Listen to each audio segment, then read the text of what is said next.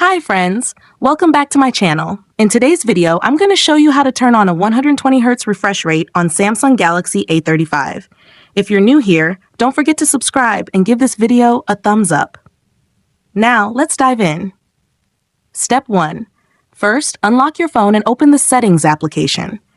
This is where you can find various customization options for your device, including display settings, security settings, and accessibility features.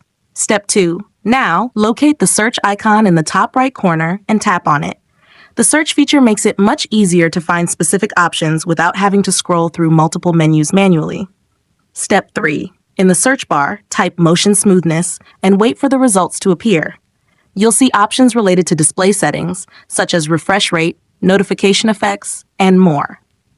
Step 4. After performing the search, find Motion Smoothness and tap on it. Then, tap it again to access the settings. Step 5.